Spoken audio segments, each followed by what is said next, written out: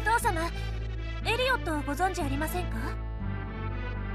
Welcome back to Cheeseburger in Gaming Paradise. It's me again, your host, and today we're putting away the spy gadgets and silent pistols. No covert op this time. Today we're trading them for enchanted steel. Last episode, we celebrated the style and wit of Kate Archer. This time we're heading somewhere different. We're traveling to the high fantasy world of the Mana series, to the windswept mountains of the kingdom of Laurent. This is the story of a character defined by duty, by loss, by the kind of strength that survives when everything else is taken away. She is the Princess of Laurent, the captain of the Amazon Guard. This is Reisz. So sharpen your spheres, grab a cheeseburger, and let's dive in.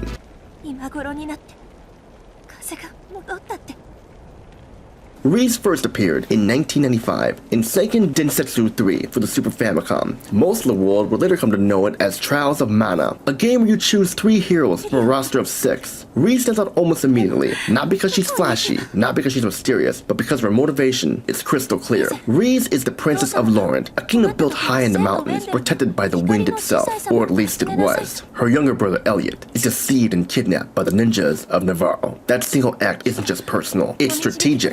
With the kingdom compromised, Laurent is invaded from within. During the attack, Reisz's father, the king, is killed defending the throne. In a single night, Reisz loses her family, her home, and her kingdom. What she has left is her spear and her responsibility.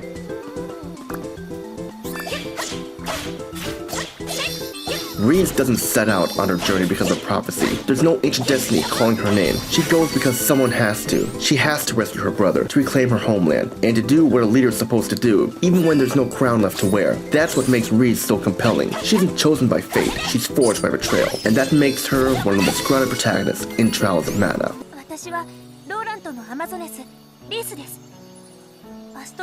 In combat, Reisz isn't just a frontline fighter, she's a tactician. Mechanically, she's one of the most versatile characters in the game. A support attacker hybrid who controls the flow of battle. Depending on her class path, Reisz can completely reshape how your party functions. On the light path, she becomes a Valkyrie or a Vandis. Here she specializes in buffing her allies, boosting attack, defense, speed. She turns good teams into unstoppable ones. On the dark path, she becomes a Rune Maiden or a Fenrir Knight. This version of Reisz focuses on debuffs, stripping enemies of their strength until bosses crumble. Either way, Reisz doesn't just fight, she commands. Exactly what you expect from a captain.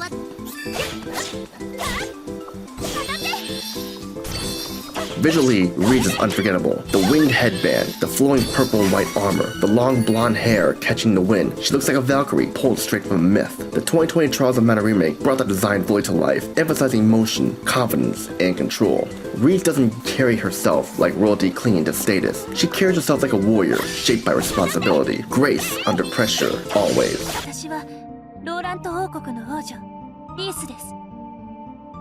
As Reisz grows stronger, she gains access to powerful summons, creatures like Dromungandir and Marduk. These aren't just flashy attacks, they represent her connection to something ancient, something spiritual. Reisz may fight with a spear, but her real power comes from her lineage, and from an unbreakable will to protect what remains.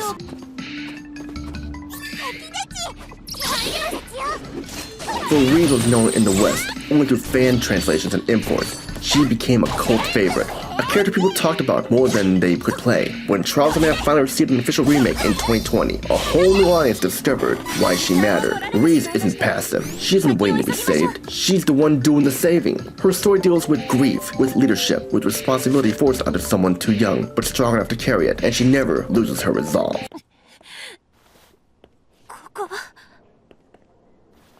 Reisz is a complete JRPG heroine. She blends the grace of a princess with the discipline of a commander. She reminds us that leadership isn't about the crown you wear, it's about what you're willing to carry when everything falls apart. She is the wind at her party's back, and her place in game's history is earned. That's it for episode 7. Reisz is an absolute powerhouse. And if you haven't played the Trials of Mana remake yet, you really should. So JRPG fans, I want to know, which path did you choose? Light path buffs or dark path debuffs? Let us know in the comments down below. Next time on Cheeseburger In Gaming Paradise, we trade spheres for alchemy. We're heading to the kingdom of Arls. Next episode's all about Miru from Atelier Miru, the Apprentice of Arlen. Dust off your alchemy books, we got some synthesizing to do. 魔兵器を使うぞ。こいつらを橋の上に閉じ込める結界を張れ。